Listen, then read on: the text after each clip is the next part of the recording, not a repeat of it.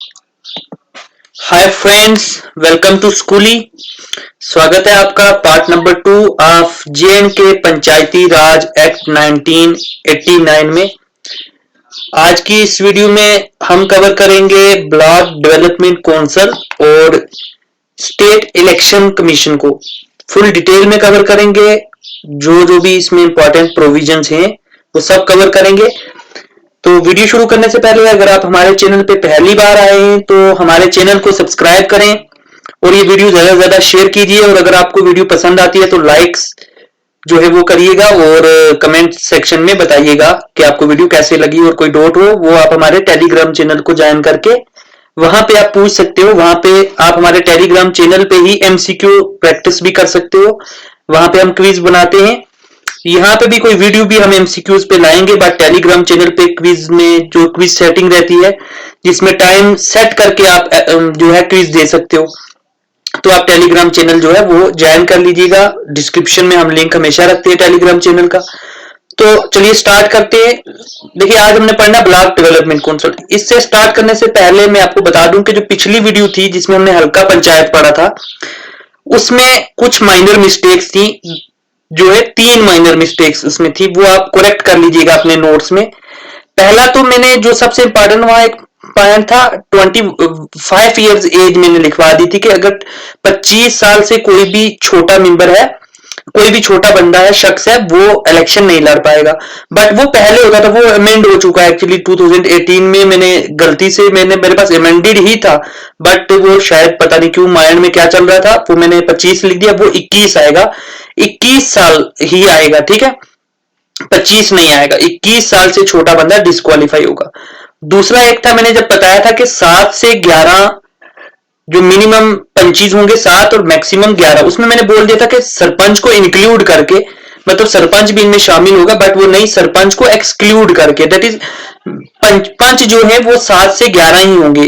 और अगर सरपंच मिलाएंगे तो वो फिर एक्स्ट्रा होगा, सरपंच बाहर है, ठीक है। अगर मतलब 8 पंचीज हैं तो सरपंच जो है वो ऐड करके 9 हो जाएंगे। इसी तरीके से 11 हाली सरपंच पंच हो सकते हैं, हाली पंच 11 हो सकते हैं और एक सरपंच इंक्लूड करके 12 हो सकते हैं। तो 7 से 11 तक पंच है। तीसरा एक मैंने बताया था जो आखिरी है कि मैंने उधर लिखा था कि अगर एक सरपंच 6 कंसेक्यूटिव मीटिंग से एब्सेंट रहता है तो वो डिस्क्वालीफाई हो सकता है। वो भी 6 नहीं है, 3 है। 3 कंसेक्यूटिव मीटिंग से अगर वो एब्सेंट रहता है तो वो डिस्क्वालीफाई हो सकता है। बाकी सब जो है बिल्कुल अपडेटेड है। ये 3 चीजें जो है ये मेरे से गलत हो गई थी, वो आप नोट्स में करेक्शन कर दीजिएगा। मैंने डिस्क्रिप्शन में वो लिख भी दिया है। इवन के जो जो बंदों ने हमारे वहां कमेंट किया था उनको भी मैंने वो कमेंट सेक्शन में रिप्लाई कर दिया है। तो चलिए आज की वीडियो स्टार्ट करते हैं। ब्लॉक डेवलपमेंट काउंसिल, पहले हम इसकी पढ़ते हैं कॉन्स्टिट्यूशन के ये बनी कैसे बनेगी। तो पहली बात है कि नोटिफिकेशन से बनेगी, ठीक है। गवर्नमेंट नोटिफाई करेगी, गजट में एक नोटिफिकेशन इशू करेगी कि ब्लॉक डेवलपमेंट काउंसिल जो है वो बनाई जाए। देखिए जो हल्का पंचायत है वो विलेज लेवल पे, हल्का लेवल पे होती थी, और ये ब्लॉक जो है ब्लॉक लेवल पे। एक ब्लॉक में देखिए बहुत सारे हल्का मिलके एक ब्लॉक बनता है। तो फर्ज कर लिया एग्जाम्पल मान लीजिए जैसे 9-10 हल्का बन के एक ब्लॉक बन जाएगा, ठीक है। तो इसलिए ब्लॉक डेवलपमेंट काउंसिल में क्या होगा।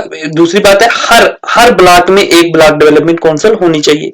और ब्लॉक डेवलपमेंट काउंसिल भी एक कारपोरेट बॉडी होगी। पिछली बार मैंने बताया था कारपोरेट बॉडी होने का मतलब है आप जो है किसी को स्यू कर सकते हो, किसी पे सिविल केस कर सकते हो, कोई आप पे भी केस कर सकते हो। तो ब्लॉक डेवलपमेंट काउंसिल एक कारपोरेट बॉडी है जो किसी पे केस कर सकती है, इस पे भी केस हो सकता है। कंपोजिशन, इसमें मेंबर्स कौन कौन से होंगे ब्लॉक डेवलपमेंट काउंसिल में, ठीक है। एक तो इसमें देखिए चेयरपर्सन होगा। चेयरपर्सन, जो इसका चेयरपर्सन होगा ये इलेक्टेड होगा, इसका इलेक्शन होगा, फिर ये सिलेक्ट होगा। और ये चेयरपर्सन कौन कौन इस इलेक्शन को लड़ सकता है, या तो पंच जो होता है वो भी इलेक्शन लड़ सकता है चेयरपर्सन का, और सरपंच जो है वो भी इलेक्शन लड़ सकता है इस चेयरपर्सन का, ठीक है। अब इसके बाद है, और अगर देखिए इलेक्शन जो होता है इसका होता है, इलेक्शन में हिस्सा कौन लेता है चेयरपर्सन का, वो अभी आगे पढ़ेंगे। अभी आप इतना याद रख लीजिए कि जब कोई पंच या सरपंच दोनों चेयरपर्सन के इलेक्शन के लिए लड़ सकते हैं, इलेक्शन लड़ सकते हैं। और अगर वो चेयरपर्सन सिलेक्ट हो जाता है कोई पंच या सरपंच, तो उनकी जो पंच या सरपंच की सीट जो है वो वैकेंट हो जाएगी, ठीक है, वो सीट वैकेंट हो जाएगी। सारे सरपंच जो हैं वो हल्का पंचायत के वो मेंबर होते हैं ब्लॉक डेवलपमेंट काउंसिल। तो ब्लॉक डेवलपमेंट काउंसिल में कौन कौन होता है? दो चीजें होती है उसमें, एक तो चेयरपर्सन होगा, वो चेयरपर्सन को कोई पंच या सरपंच उसके लिए इलेक्शन लड़ता है, इलेक्शन होता है उसका और वो चेयरपर्सन बनता है, ठीक है। और दूसरी बात है कि पंच जो है सारे सरपंची, ठीक है, उन सारी हल्का पंचायत के जो ब्लॉक डेवलप, उस ब्लॉक में जितने भी हल्का आते हैं, फर्ज कर लीजिए एक ब्लॉक है जिसमें 10 हल्का हैं, इसका मतलब वहां पे 10 सरपंच है, क्योंकि एक हल्का का एक सरपंच होता है, तो वो 10 के 10 सरपंच जो हैं उस ब्लॉक डेवलपमेंट काउंसिल के ऑटोमेटिकली मेंबर्स होंगे, ठीक है। और फिर वो उन 10 हल्का पंचायत में से जितने भी पंच हैं या सरपंच हैं वो चेयरपर्सन के लिए इलेक्शन लड़ेंगे, एक चेयरपर्सन इलेक्ट होगा। चेयरपर्सन का इलेक्शन कैसे होता है? देखिए, इसको इलेक्टोरल कॉलेज बोलते हैं। कौन कौन बंदे हिस्सा लेंगे इलेक्शन में उसे कहा जाता है इलेक्टोरल कॉलेज।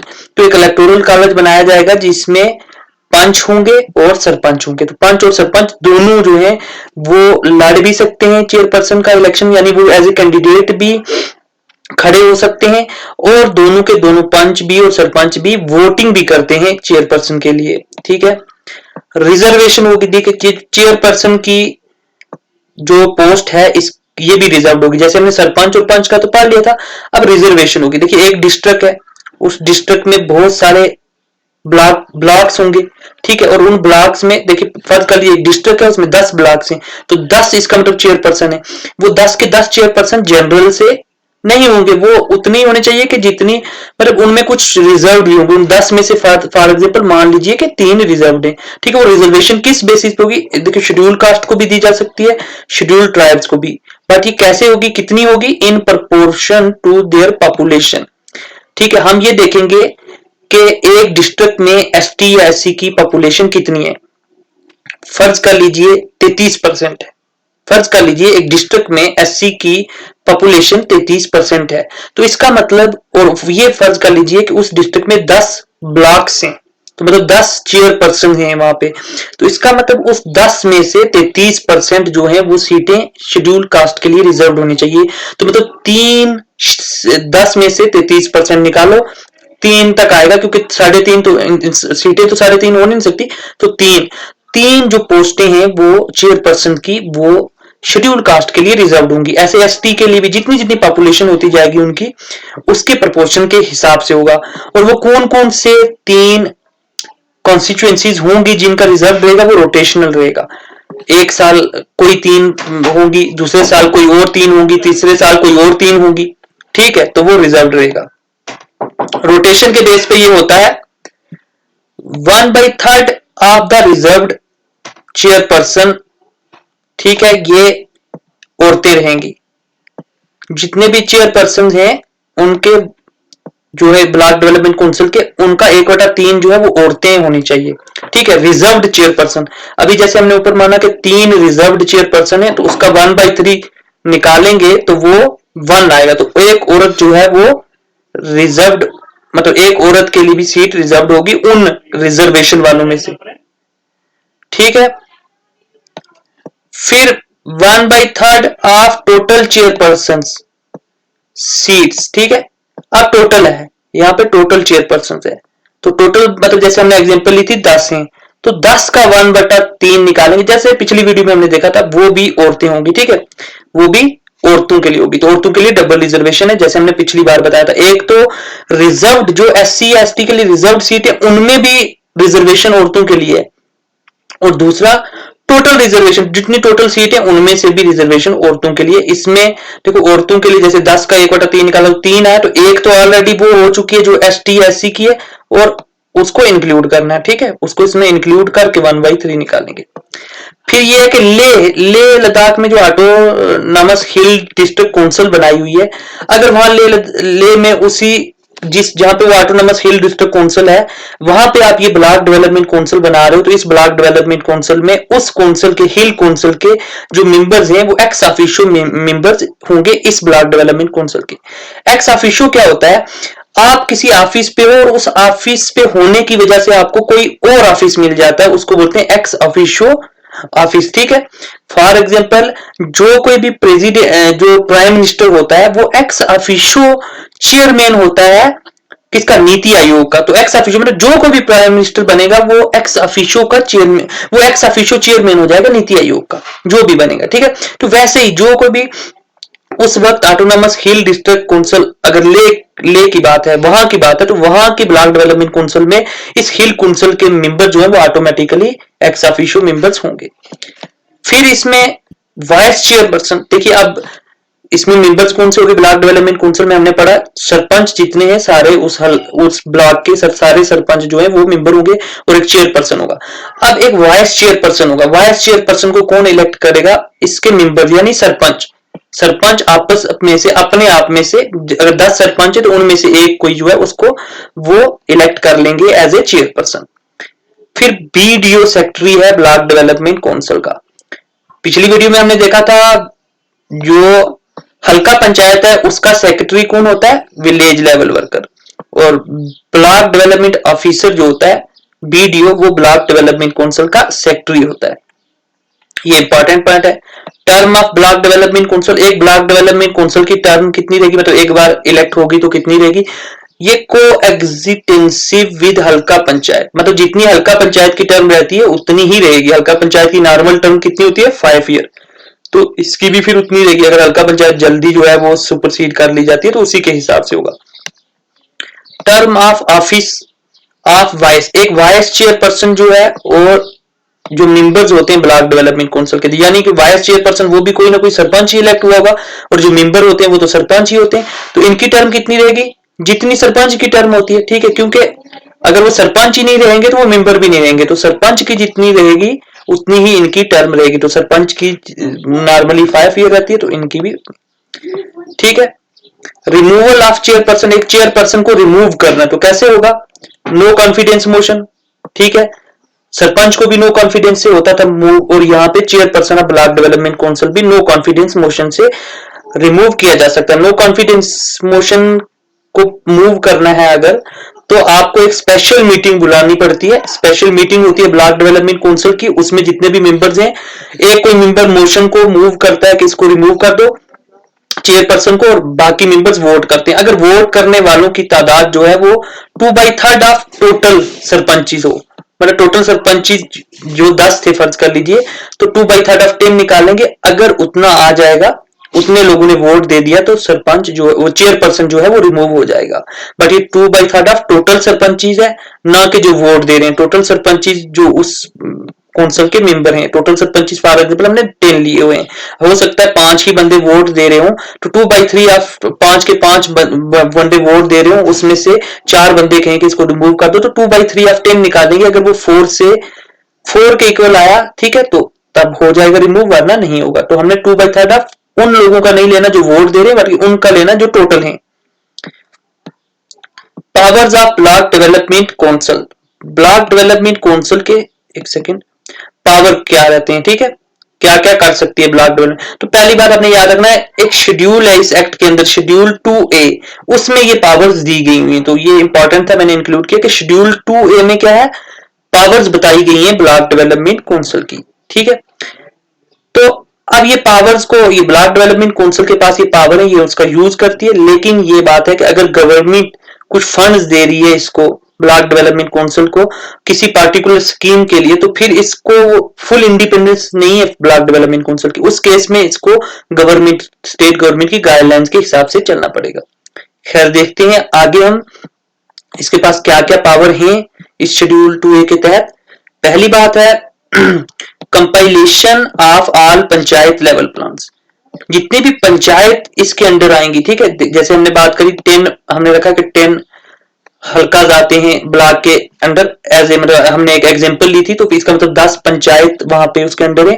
तो उन 10 पंचायत के जो प्लान्स होंगे जो उन्होंने बनाए थे, पिछली वीडियो में हमने पढ़ा था, वो प्लान बनाते हैं डेवलपमेंट प्लान, उन सबको ये कंपाइल करके, ठीक है, डिस्ट्रिक्ट लेवल पे जो बॉडी होती है डिस्ट्रिक्ट प्लानिंग डेवलपमेंट बोर्ड, उसको सबमिट कर देती है टाइम पे। सबमिट मतलब कुछ टाइम होगा, उस टाइम के अंदर अंदर उसको वो सारे पंचायत के प्लान्स कंपाइल करके डिस्ट्रिक्ट प्लानिंग डेवलपमेंट बोर्ड को दे दिया जाता है।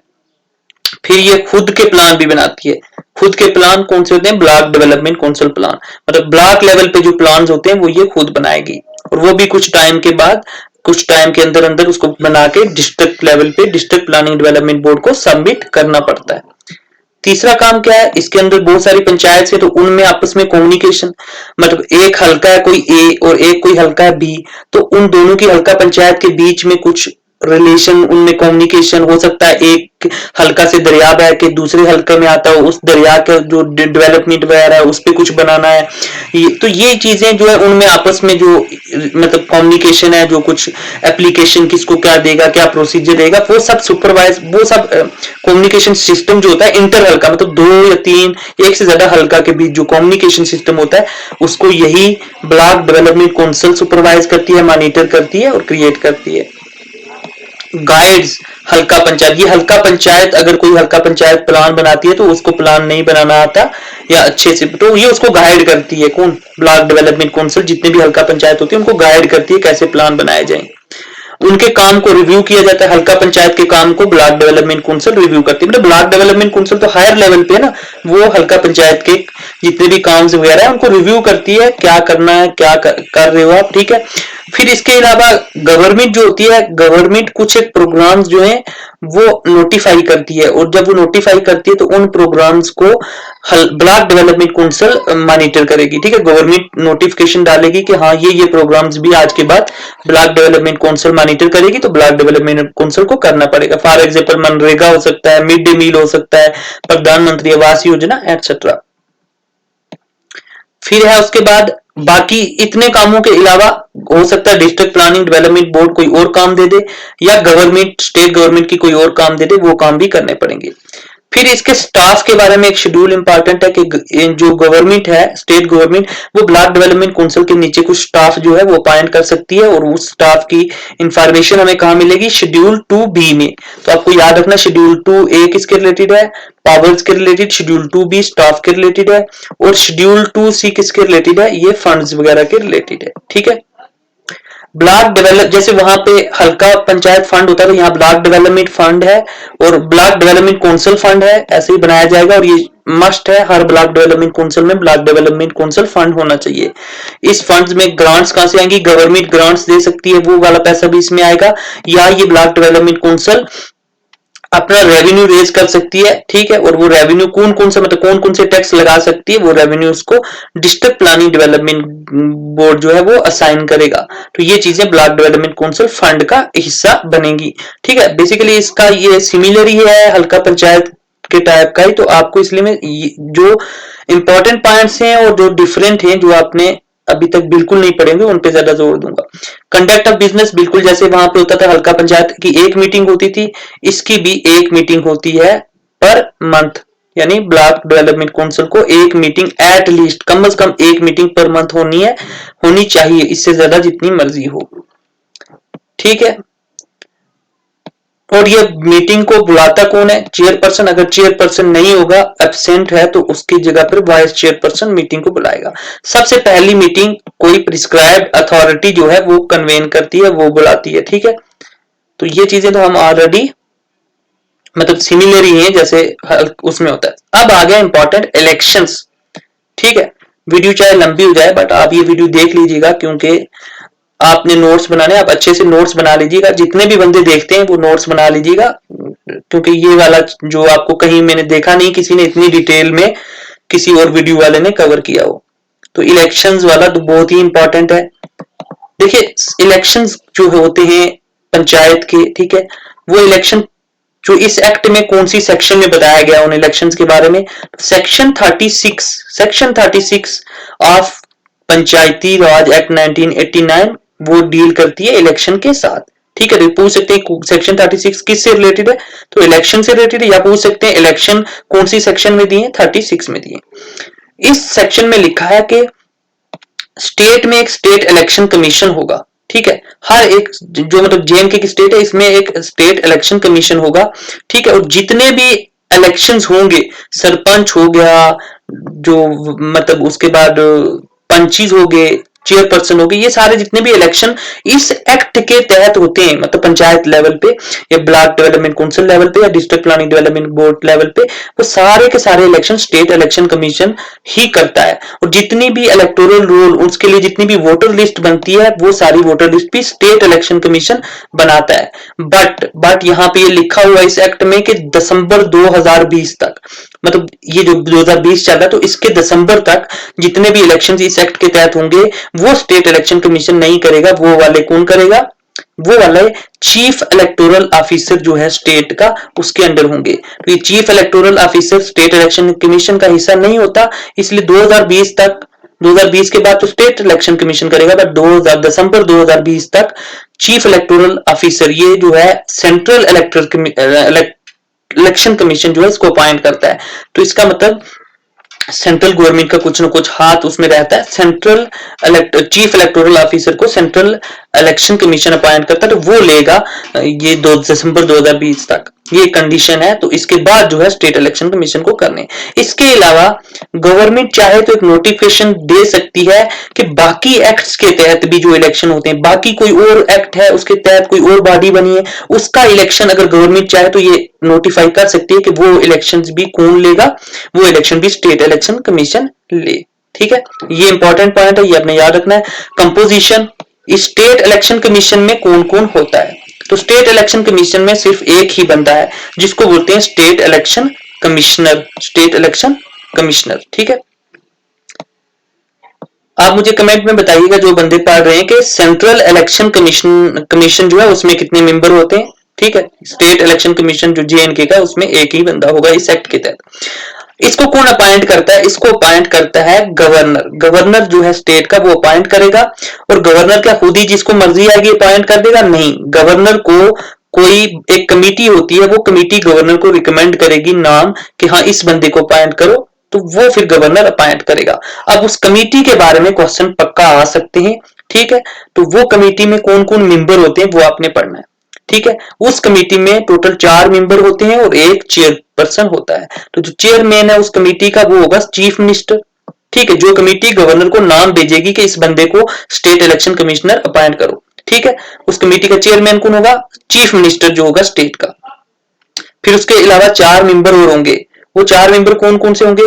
एक कोई सीनियर मिनिस्टर होगा स्टेट का, जिसको चीफ मिनिस्टर नॉमिनेट करेगा उस कमेटी में खुद ही। फिर उसके बाद जो स्पीकर होगा लेजिस्लेटिव असेंबली का, जो स्पीकर होगा वो इस कमेटी का मेंबर होगा। ठीक है, ये अपने सारे याद करने, इसको याद ही करना, और कोई चारा तो है नहीं है। ठीक है, ये याद ही करने।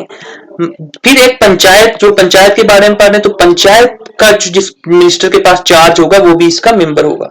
ठीक है, और फिर सबसे इंपॉर्टेंट है leader of opposition. Leader of opposition मतलब अपोजिशन जो है इस वक्त लेजिस्लेटिव असेंबली में, जो अपोजिशन होगी, ठीक है, जिस भी पॉलिटिकल पार्टी की, उसका जो लीडर होगा, ठीक है, वो जो है वो इस कमेटी का मेंबर होगा। अब ये कंफ्यूजन हो सकती है, 3-4 पार्टीज अपोजिशन में हो सकती हैं या उससे भी ज्यादा, तो कौन उनका कोई, या तो चारों पार्टी ने कोई लीडर बना लिया हो तो कोई मसला नहीं, लेकिन अगर उन्होंने नहीं डिसाइड किया है, उनमें आपस में नहीं बनती है, तो लीडर ऑफ अपोजिशन कौन होगा? तो ये इस एक्ट ने बताया हुआ है कि अगर रिकॉग्नाइज ना हो ऑलरेडी, तो जो सबसे बड़ी पार्टी होगी, या हो सकता है पार्टी बड़ी ना हो, 2-3 पार्टी ने मिलकर ग्रुप बना लिए हुए हो, तो जो सबसे बड़ा ग्रुप होगा या सबसे बड़ी पार्टी होगी, उसका जो लीडर होगा, वो लीडर ऑफ अपोजिशन होगा ऐसे केस में, और वो ये इसका मेंबर होगा। ठीक है, और ये कमेटी गवर्नर को रिकमेंड करेगी, गवर्नर अपॉइंट करेगा। अब ये जो बंदा अपॉइंट होगा स्टेट इलेक्शन कमिश्नर, इसकी कुछ क्वालिफिकेशन क्या होनी चाहिए? देखिए, या तो ये इंडियन एडमिनिस्ट्रेटिव सर्विस में रहा होना चाहिए, या उसमें अभी प्रेजेंट होना चाहिए, या फिर ये कोई बंदा होना चाहिए जो सेंट्रल सिविल सर्विस का बंदा हो, या स्टेट सिविल सर्विस का बंदा। लेकिन अगर सेंट्रल और स्टेट सिविल सर्विस में से किसी एक का भी ये मेंबर है, उनमें मतलब ये स्टेट सिविल सर्वेंट है या सेंट्रल सिविल सर्वेंट है, तो इसका जो रैंक होना चाहिए एक स्टेट इलेक्शन कमिश्नर बनने के लिए, वो या तो सेक्रेटरी रैंक से हायर होना चाहिए या कमिश्नर के रैंक से। ठीक है, कमिश्नर और सेक्रेटरी के रैंक से लोअर रैंक नहीं होना चाहिए। फिर अगर ये जब ये कोई IAS ऑफिसर मान लो, या स्टेट सिविल सर्वेंट है कोई, ठीक है, KS ऑफिसर है कोई, वो जब अपॉइंट हो जाता है as a state election commissioner, तो हम मान लेते हैं कि वो अपनी जो सिविल सर्वेंट की पोस्ट से वो रिटायर्ड हो गया है, ठीक है, ये उसको रिटायर्ड माना जाएगा, और रिटायर्ड हो गया तो उसको उसकी पेंशन मिलेगी, पेंशन मिलती रहेगी। तो ये याद रखना, पेंशन और जो पोस्ट रिटायरमेंट बेनिफिट्स होते हैं वो उसको मिलते रहेंगे, ठीक है। क्योंकि स्टेट इलेक्शन कमिश्नर तो वो 5-6 साल रहेगा, तो उसके बाद क्या वो जाने देगा, फिर तो कोई बंदा अपॉइंट ही नहीं होगा अगर ये ना मिलते हो, बोलेगा क्या फायदा अपॉइंट होने का, 5 साल बाद मैं वहां से स्टेट इलेक्शन कमिश्नर से हट जाऊंगा और कुछ मिलेगा ही नहीं, इससे तो आईएएस ही रहते। ये स्टेट इलेक्शन कमिश्नर जो है ये अपनी एक ओथ लेगा, कसम खाएगा, ठीक है, ऑफिस ज्वाइन करने से पहले, और ये ओथ इसको कौन दिलवाता है, गवर्नर, ठीक है, गवर्नर दिलवाता है। अगर गवर्नर खुद ना हो तो गवर्नर अपने बिहाफ पे किसी और बंदे को नॉमिनेट कर सकता है, तो फिर उसके सामने कसम खाएगा state election commissioner. State election commissioner की टर्म कितनी होती है, देखिए, या तो 5 साल रहेगा, या फिर जब तक उसकी एज 65 साल की ना हो जाए।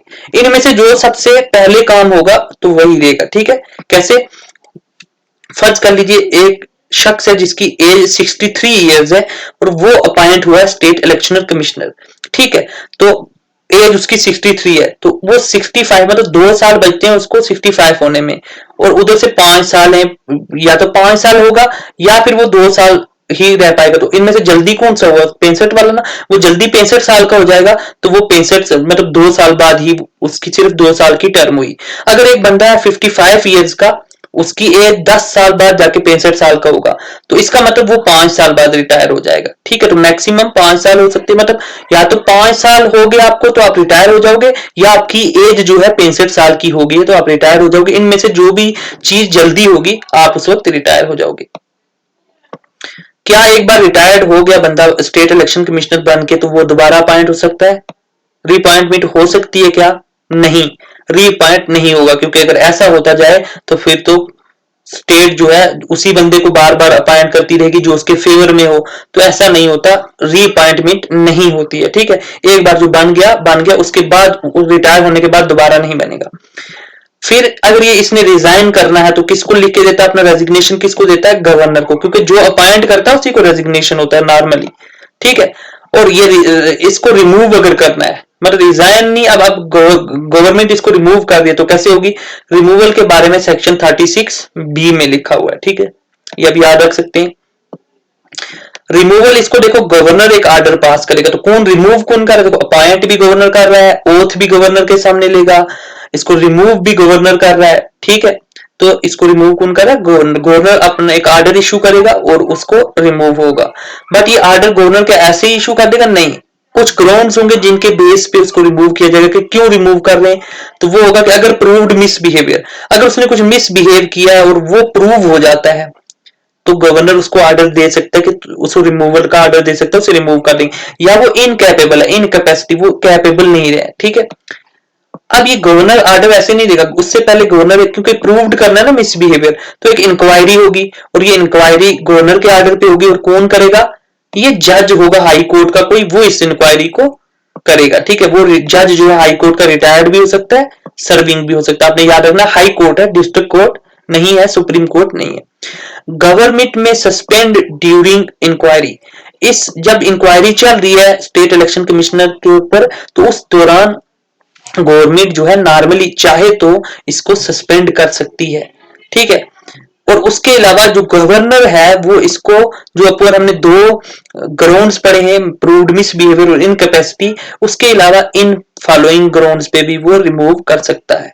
कौन कौन से आम से में, इंसॉल्वेंट, अगर वो उसके ऊपर उधारी बहुत ज्यादा हो जाती है और प्रूव हो जाता है, पेड एम्प्लॉयमेंट, अगर उसने जो है स्टेट इलेक्शन कमिश्नर भी है उधर से कोई और जॉब करना शुरू कर दिया जिसके रिलेटेड उसको सैलरी मिलती है, तो वो जो है गवर्नर रिमूव कर सकते हैं। इन्फिर्मिटी ऑफ माइंड, कोई पागल वागल हो गया वो, तो उसे रिमूव कर देंगे। कोई ऐसा क्राइम किया जिसमें जो मॉरली इनकोरेक्ट है, मतलब अनएथिकल कोई क्राइम किया जिसमें अनएथिक्स, जैसे रेप्स वगैरह वगैरह, तो किया जा सकता है। अब स्टेट इलेक्शन कमिश्नर का सेक्रेटरी कौन होता है, secretary to state election commission, ठीक है। वो जो होता है उसको गवर्नमेंट जो है, ठीक है, इसको गवर्नर नहीं, इसको गवर्नमेंट अपॉइंट करेगी। और इस सेक्रेटरी का रैंक कितना होना चाहिए, इसका रैंक हायर होना चाहिए। जो गवर्नमेंट का सेक्रेटरी होता है ना, गवर्नमेंट का जो सेक्रेटरी होता है उससे हायर, गवर्नमेंट का एडिशनल सेक्रेटरी, गवर्नमेंट का जो एडिशनल सेक्रेटरी होता है ना उससे हायर रैंक होगा इस सेक्रेटरी का जो स्टेट इलेक्शन कमीशन का होगा, उससे कम नहीं होना चाहिए। फिर अगर डिस्प्यूट्स हो जाएं इलेक्शन में, ठीक है, फॉर एग्जाम्पल किसी पंच ने रिश्वत खा के कुछ कर लिया है, या कोई ऐसा बंदा आ जाता बोलता है यार मैंने तो पंच के लिए नॉमिनेशन दिया था, मेरा रिजेक्ट कर दिया, मेरा अगर रिजेक्ट ना किया होता तो मैं जीत जाता, या इसमें करप्शन चली है। तो ऐसे जो डिस्प्यूट्स आ जाते हैं कि एक बंदा इलेक्शन में जीत जाए और बाकी बोले कि नहीं नहीं नहीं, क्या, तो वो कौन डिसाइड करेगा? ठीक है, पहली बात तो कोई सिविल कोर्ट ये चीज डिसाइड नहीं करती, कोर्ट में वो मामला नहीं जाएगा, सिविल कोर्ट में वो मामला नहीं जाएगा। तो उसके लिए क्या होगा, उसके लिए एक एप्लीकेशन, जिस भी बंदे को कोई डिस्प्यूट है तो वो एप्लीकेशन भेजी जाएगी एक किसी प्रिस्क्राइब्ड अथॉरिटी को। तो ये याद रखना, ये पॉइंट इंपॉर्टेंट है कि कोर्ट में नहीं जाएगा, कोर्ट की कोई जुडिस्डिक्शन नहीं है सिविल कोर्ट की, कोई प्रिस्क्राइब्ड अथॉरिटी होगी, उसके पास एप्लीकेशन दी जाएगी और ये विद इन प्रिस्क्राइब्ड टाइम होगा। ऐसा नहीं है आज इलेक्शन हुआ पंच का, 4 साल बाद आपको याद आता है ओहो इस बंदे ने कुछ किया था, करप्शन रिश्वत खाई थी, तो आपको मूड आ जाता, तो आप नहीं, कुछ प्रिस्क्राइब्ड टाइम होगा। फॉर एग्जाम्पल जैसे इलेक्शन होने के 6 महीने के अंदर, मैं एग्जाम्पल दे रहा हूं, आपको एप्लीकेशन भेजनी पड़ेगी आपको, वो अगर डिस्प्यूट है तो आप फाइल कर सकते हो अपील। ग्राउंड्स क्या हो सकते हैं मतलब डिस्प्यूट के, आप बोलोगे फ्री और फेयर इलेक्शन नहीं हुए, करप्शन चली, पैसे बांट पैसे बांट दिए थे जी लोगों को, ठीक है, तो आप ऐसे अगर आपके पास सबूत है तो आप लेके एक एप्लीकेशन फाइल कर सकते हो प्रिस्क्राइब्ड अथॉरिटी के पास। या फिर नॉमिनेशन, आप बोलोगे कि नॉमिनेशन रिजेक्ट हो गई थी, या नॉमिनेशन गलत बंदे की एक्सेप्ट हो ही नहीं सकती थी, वो स्टेट का पीआरसी उसके पास था ही नहीं, बट वो पॉइंट हो गया, ये कैसे हो गया? तो ऐसे डिस्प्यूट्स सिविल कोर्ट नहीं बल्कि प्रिस्क्राइब्ड अथॉरिटी डिसाइड करेगी। इसके अलावा जो इसमें जितनी भी डिस्क्वालिफिकेशन है ना, जो मैंने पिछली बार पढ़ाई थी, वो सेम डिस्क्वालिफिकेशन इसमें भी लगेगी। जो मैंने 25 का दिया था वो 21 आता था, है ना, तो वो सारी डिस्क्वालिफिकेशन कौन से सेक्शन में दी है तो वो इंपॉर्टेंट है, वो आप लिख लेना, सेक्शन 6 में डिस्क्वालिफिकेशन दी है। तो आज के लिए इतना ही काफी, वीडियो काफी लंबी हो गई है, उम्मीद करता हूं आप सारे देखोगे और इस वीडियो को, पिछली वीडियो को अच्छे से लाइक किया था आपने, शेयर भी किया था, तो इस वीडियो को भी लाइक और शेयर कीजिएगा और सब्सक्राइब कीजिएगा चैनल को। शुक्रिया।